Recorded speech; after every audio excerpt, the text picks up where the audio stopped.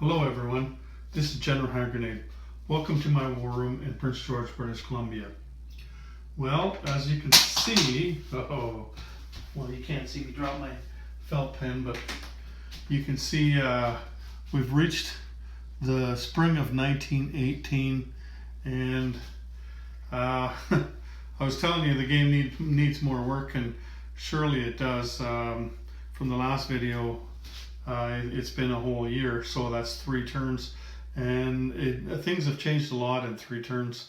I was lamenting that China, it's too bad China couldn't get in the war on the side of the Central Powers, and you know, I poured through information on historical information, and there just wasn't, like, they weren't even close to being in the war. But although, so let me just bring you over here. There was an event on the thing here, and then I did roll it just prior to this past turn. It says Chinese are offered German military assistance to allow arms to flow through to pro-German elements in India. China joins Central Powers if not already in the war. Place 1 German infantry as the attacker in Punjab. So I did that. And just this turn now, China's been in the war. And so, as you can see here, Japan and China have just got it on. So, if I was to finish this game out, there would be 3 turns of these guys clashing back and forth. Obviously, there would be no clear victor by then. There's no way China's gonna, like, they're not gonna start building boats and sailing across the water, are they? So, there's just not enough time. And Japan doesn't have enough time to kill all those Chinese. But really the big thing in this game right now is the money. That's why I started off with the camera over there. So I counted it up, and the Allies have $175, and the Central Powers have $73. And you know, like that's just if I was to keep playing this game, it would just get worse and worse. There's been a couple of lucky rolls for this to help that. Like with the Russians, you roll to see if there's going to be a Russian revolution. And there was, so far I've done 3 rolls. You do a roll at the beginning of the Russian turn. And so what you do is you add up the number of territories. Let me just take you over to that side of the board there. You roll the number of Russian territories that you've lost as the Russians that have a point value. So like this one here is worth 1 point, right? Anyway, so I think I had 3 or 4 at one time, and so you roll that, and whatever you rolled, a d12, then you add that number to it. So I think I rolled a 5 plus 3, that's 8. Now if you get a 12 or more, then Russia goes into a revolution. And there's a whole bunch of things that happens at that point in time. Like, it would take you quite a while to set it up afterwards. You're taking units off the board and putting different units on the board because there's different factions in Russia. And it's quite a lengthy process. But that didn't happen there. And then, so the next time you do it, the same thing, you do exactly the same thing, except for you also add 1 for each dice you've already rolled. So the next time I added 1, and again I only rolled a 4, and then the next time they'd actually came back and taken some territories, and so they rolled a couple, they added a couple because they'd already had 2 dice rolls, and still no Russian Revolution. It like, you can see that it would eventually happen, just because you keep adding to the dice rolls. But the problem is that Germany just couldn't hold out that long. Like, you look over here where Germany is, and both the French and the British managed to break through the German line. And so this is all that's left of the Germans in Germany, is 4 artillery pieces. The British have been trying to get Denmark for the longest time by diplomacy. And the reason Germany never went and got that is because for the Allies to go and take that, they would have to pay a penalty to do that.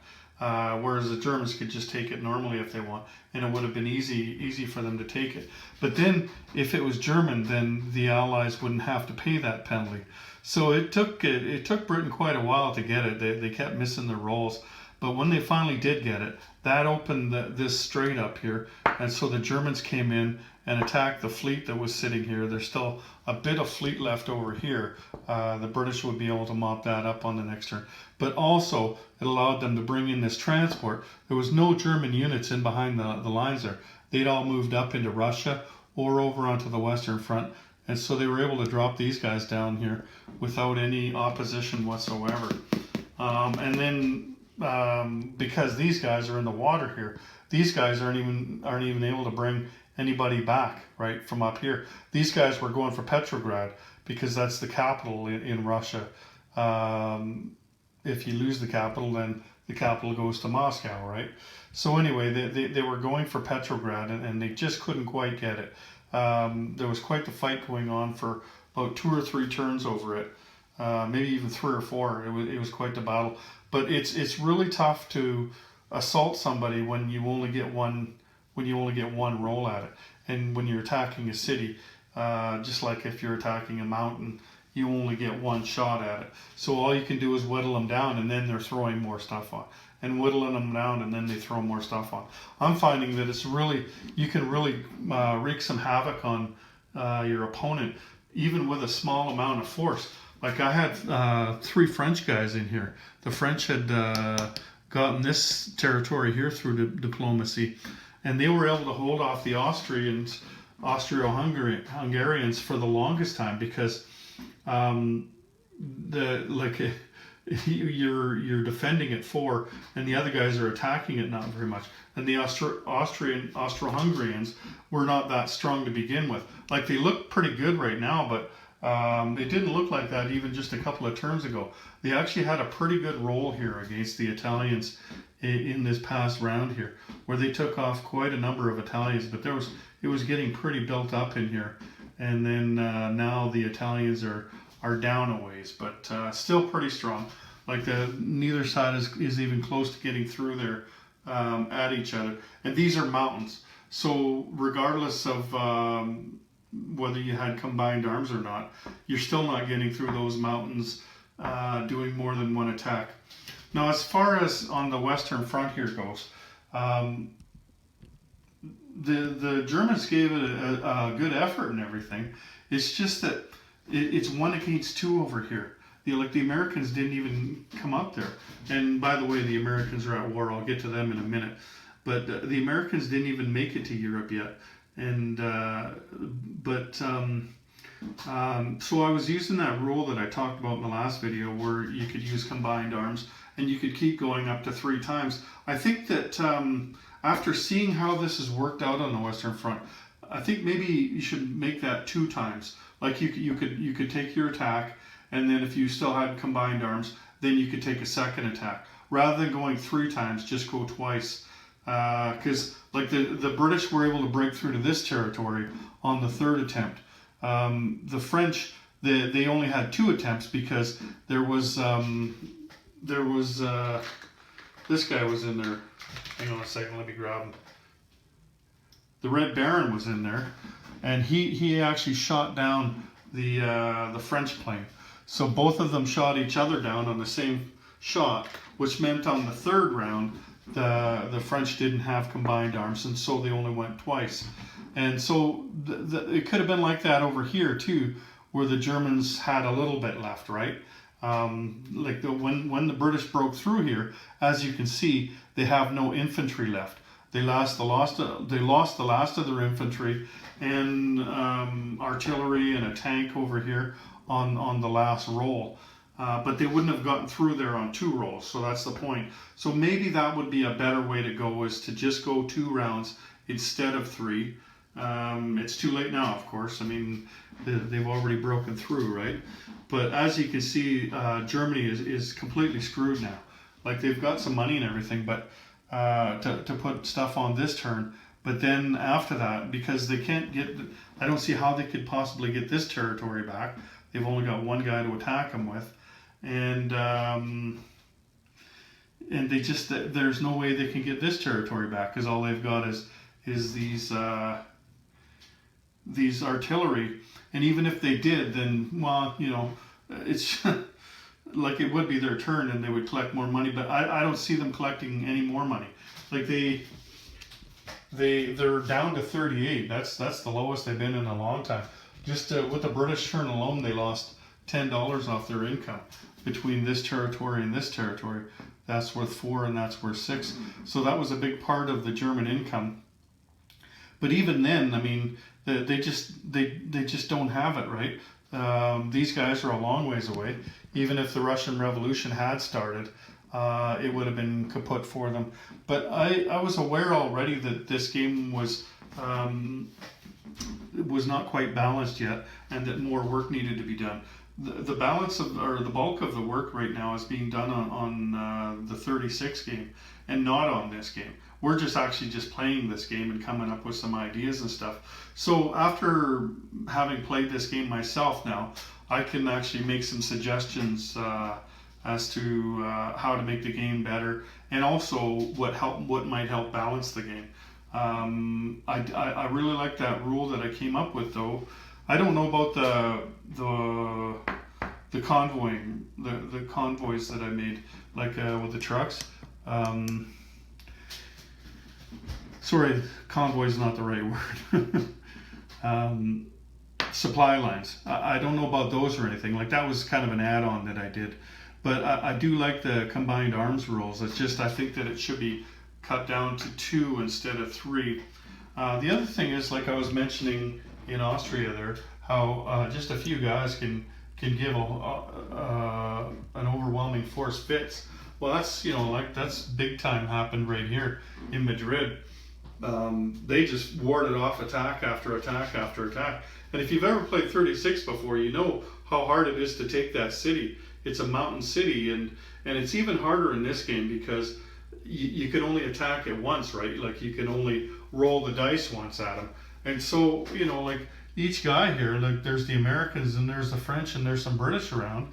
Like, if you could throw everybody at once at them, then that would be one thing, but you can't. You can only go one guy at a time, and then the other guy, and then the other guy. And these guys here, like, because they're in a city, their infantry are rolling at +1, right? And these guys, everybody out here, they're all rolling at -1 when they're going in there. So it's really tough to take that, right? As far as the Ottoman goes, they did get one reprieve, like with the Chinese coming into the war, and the Germans were able to put a guy on Punjab here, which meant that the British had to come up here and take Punjab back, which meant there was one less turn of them bringing units over on that transport. So that was a bit of reprieve for the Ottomans. But I do think, like I was saying in that last video, that they should break this territory up here somehow, because I didn't even have to move these transports here. I could just put units down on India and then move them straight up to the Ottomans' doorstep there without even moving my transports. So I think that you should have to go a little further than that to get to Turkey from India, right? It should take you a couple of turns to get there, maybe. Like, they even had to go through desert and everything, but still, it's only one territory. This whole desert and this territory up here is just one territory, so it's too easy to get there, I think. So that would help out for the Ottomans. Like, they were actually doing pretty good. They were spreading out and everything. They'd gone down as far as Cairo. They had some holdings in Africa. They were moving up into Russia, and they were moving over here as well. But then they had to pull back because, just like that, the British were on their doorstep and they were a big threat to them. So nothing happened over here. In fact, these guys could leave now if they want.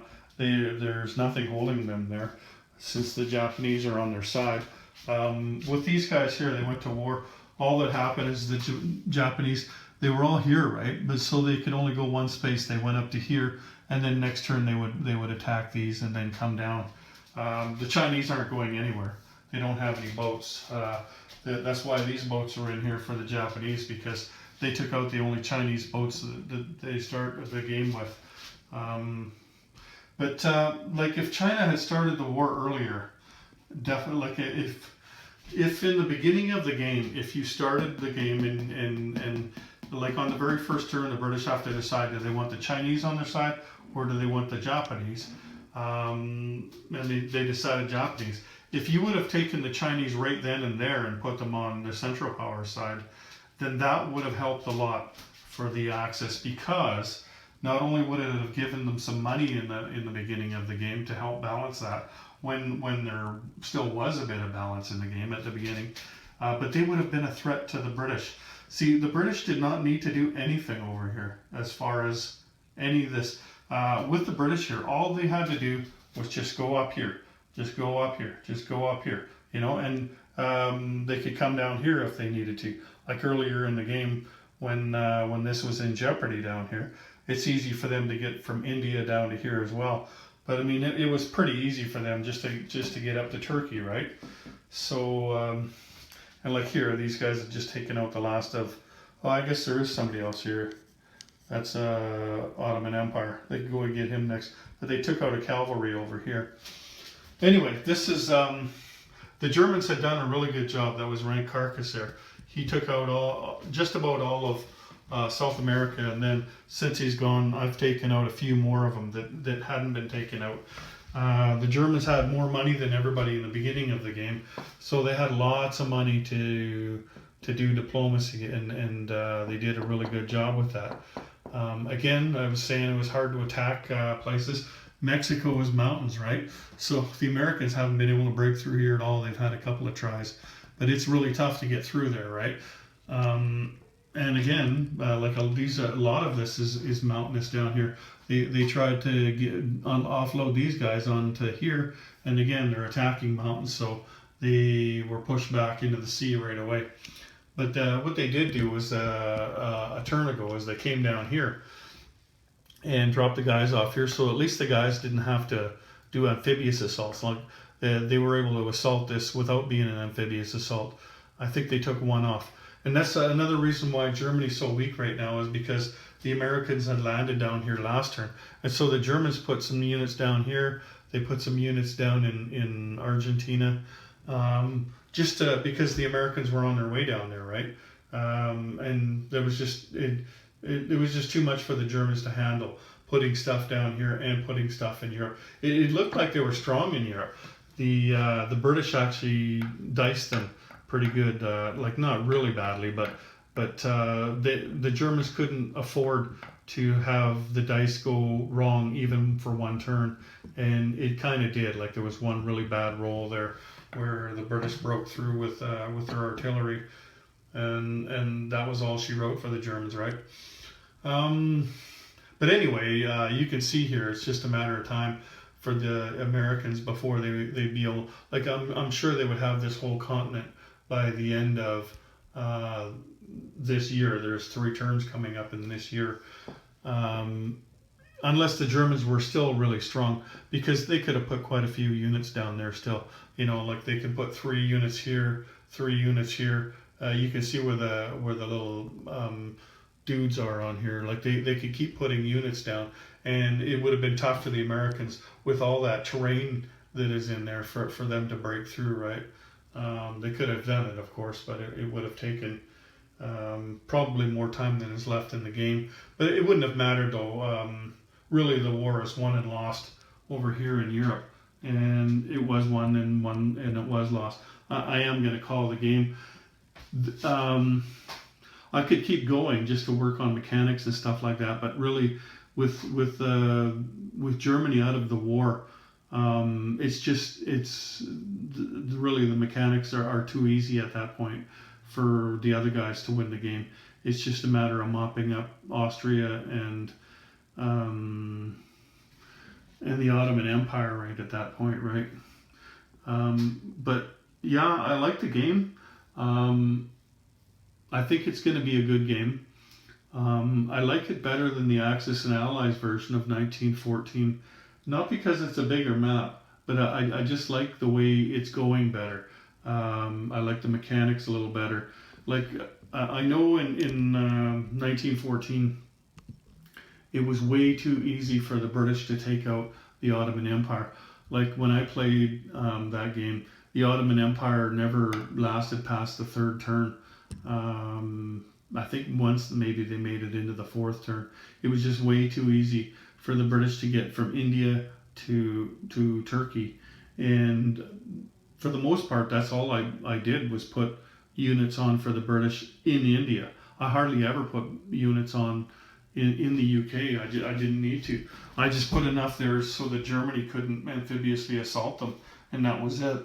Like everything else went on there, and then they were able to steamroll their way up into Russia, and you know, it was just a matter of time before the Allies won the game in Axis and Allies. Where I think there's room to improve this game, improve the mechanics of it and the map to make it a little friendlier to the Central Powers, make it possible for them to win this game. I don't want to make it easy for them to win this game. I just want to make it possible. And this game that we played here anyway, it wasn't really even close. Like you could tell even 2 years ago in the game that it was starting to lean one way already. It's kind of simplistic playing this as opposed to playing 1936, and it's hard for people to bend their minds around how to play this game, because they still keep trying the kind of things they do in 36. Like I noticed that with Rankarkus a little bit, even though he's a really good player. Like in this game, when I'm the Allies, I completely rid the Mediterranean of the other guy's boats right away. Like you've got more than enough boats to do that. You get rid of those boats, and then they never ever have naval threat in the Mediterranean again.